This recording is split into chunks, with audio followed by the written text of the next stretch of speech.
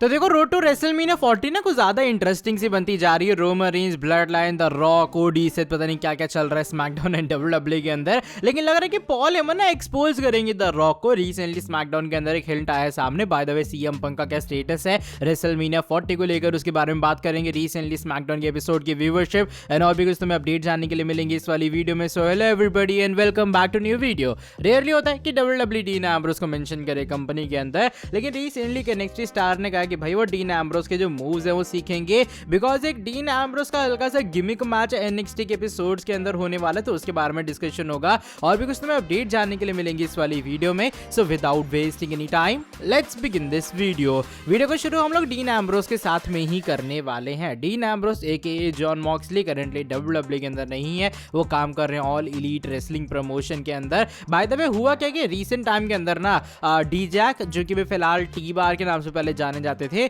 उनका NXT के road block के अंदर एक मैच होने जा रहा है जहां पर वो आमना सामना करेंगे अपने जो गेसी का, और ये मैच अजाइलम मैच होगा। अब देखो अजाइलम मैच इससे पहले डब्ल्यूडब्ल्यूई के अंदर जब वो हुआ था तब जब डीन एम्ब्रोस कंपनी के अंदर ही थे। ये बेसिकली डीन एम्ब्रोस और क्रिस जेरिको के बीच में हुआ था Extreme Rules premium live event के अंदर Ambrose asylum match. I guess बहुत सारे लोगों को याद होगा। उसके अंदर भाई पता नहीं डीन एम्ब्रोस ने क्या कुछ करतूतें की थी। तो हुआ कि जैसे ही मैच अनाउंस हुआ है, जो डी जैक है वो अपना ऑफिशियल ट्विटर अकाउंट लेते हैं, इस चीज को पोस्ट करते हुए नजर आए, जो कि स्क्रीनशॉट तुम लोग देख पा रहे होगे। अपना मैच का उन्होंने डाला है और लिखा है कि वो जाके स्टडी करेंगे डीन एम्ब्रोस की टेप्स, यानी कि डीन एम्ब्रोस के मैच को, बिकॉज एम्ब्रोस हमारे का असाइलम मैच का पार्ट रह चुके हैं। तो जैसे मैंने कहा रेयरली होता है कि कंपनी इस तरीके से मेंशन करे, रेफरेंस दे डीन एम्ब्रोस का, लेकिन डी जैक तो खुलेआम यहाँ पर एम्ब्रोस का मेंशन करते हुए नजर आ रहे हैं। बात हम लोग स्मैकडाउन के बारे में भी करते हैं। रिसेंटली जो स्मैकडाउन का शो था, ऑफ कोर्स शो के ऊपर बहुत सारी चीजें हुई हैं, लेकिन एक बड़ी चीज हुई है ब्लड लाइन के कारण, वो ये कि भाई नाओमी का जो पार्ट है ना वो हल्का सा कट गया है।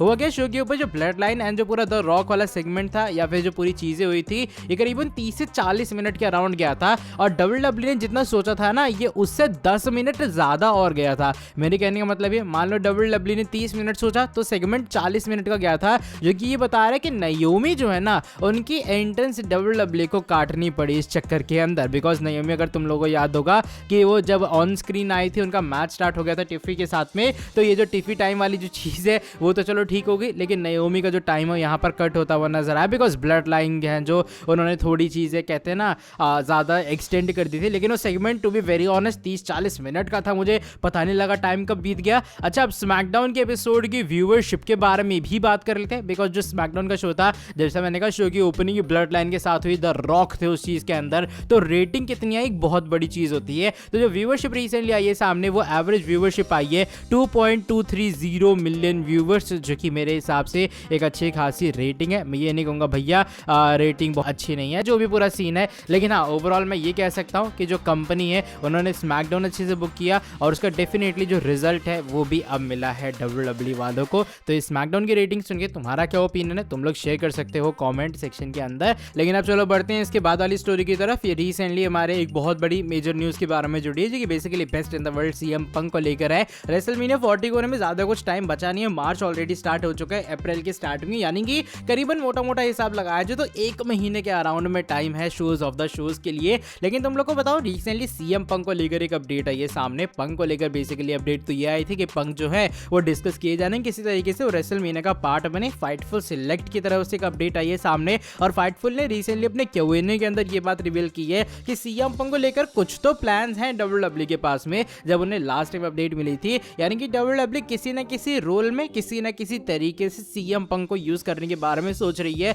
ताकि वो रेसलमेनिया के अंदर यूज हो पाए। अब वो कैपेसिटी क्या होगी, डब्ल्यूडब्ल्यूई किस फॉर्म में यूज करने वाली है, ये बात बिल्कुल भी रिवील नहीं हुई है। तो देखो ये एक हल्की सी चीज है कि ऑफ कोर्स सीएम पंक जैसा बड़ा नाम तुम्हारे पास में है, रेसलमेनिया किक ऑफ के अंदर जिस तरीके से डब्ल्यूडब्ल्यूई ने पंक को यूज किया, बहुत सारे लोग पंक, द रॉक, इन सभी चीजों के बारे में बात कर रहे थे, यानी कि इन रिंग से एब्सेंट होके भी CM Punk talk of the town बनने में बिल्कुल भी पीछे नहीं रहते। मुझे लग रहा है इसीलिए डब्ल्यूडब्ल्यूई चाहती है कि पंक किसी भी तरीके से पार्ट बने अपनी इस पूरी चीज का। बाकी देखो क्या होता है आने वाले टाइम के अंदर, लेकिन अभी फिलहाल ये कुछ मैं तुम लोग एकदम करंट वाली अपडेट दे सकता हूँ हमारे सीएम पंक को लेकर कि डब्ल्यूडब्ल्यूई ने यूज करना चाहती है। अब वो किस तरीके से होगा ये बात अभी तक किसी को आइडिया नहीं है। अब बढ़ते हैं आज की हमारी फाइनल स्टोरी की तरफ। Paul Heyman the blood line की पूरी स्टोरी के बारे में जुड़ी है। स्मैकडाउन के एपिसोड के अंदर जब रोमन रेंज ने रोका ना था रॉक को, उनका प्रोमो आखिरी में कट करते हुए कि भैया मुझे पहले एक्नॉलेज करो। डेफिनेटली गूज बम्स वाला मोमेंट था। लेकिन हुआ क्या, ये चीज़ मैं भी नोटिस कर रहा था और लग रहा है पॉल हेमन ने भी फाइनली नोटिस कर डाली है। वो नोटिस बेसिकली ये चीज़ की है कि जो द रॉक है ना, वो वी द वन साइन करने की जगह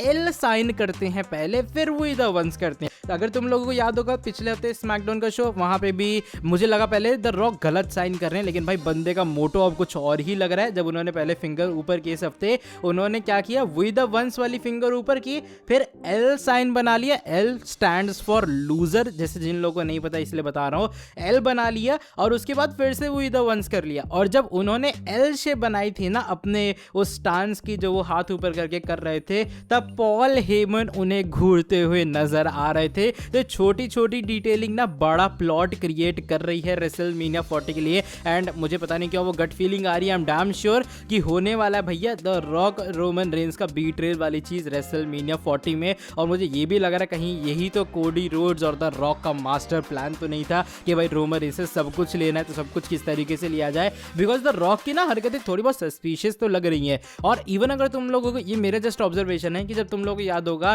कि एक्नॉलेज वाली बात आई थी, ठीक है, कि मुझे एक्नॉलेज करो, द रॉक की लाइन थोड़ी सुनना। द रॉक ने क्या कहा था कि रोमन रेंस माय फैमिली, यानी कि एक तरह का एक सॉर्ट ऑफ फैमिली एक्नॉलेजमेंट था। ये एज ट्राइबल चीफ एक्नॉलेज था कि नहीं था भैया, ये तो किसी को भी नहीं पता है। देखो क्या होता है, द रॉक कुछ ना कुछ तो खिचड़ी पका रहे हैं। इस बार तो पॉल हेमन ने भी नोटिस किया है, तो शायद हेमन आपको एक्सपोज करते हुए नजर आएंगे आने वाले टाइम में। लेट्स सी क्या होता है। अभी फिलहाल ये कुछ चीजें मैंने तुम लोगों को बताई। चलो by the way that is it for today video. बाकी के एजम्पशंस तुम लोग बताना कमेंट सेक्शन में। अगर तुम लोग को ये वाली वीडियो पसंद आई है, इस वाली वीडियो को तुम लोग नीचे लाइक करो। साथ ही में जो लोग चैनल के ऊपर न्यू है, सब्सक्राइब नहीं किए, सब्सक्राइब कर देना चैनल को और बेल नोटिफिकेशन को भी कर दो ऑन। मैं तुमसे मिलता हूँ आके नेक्स्ट वीडियो के अंदर बहुत ज्यादा जल्दी।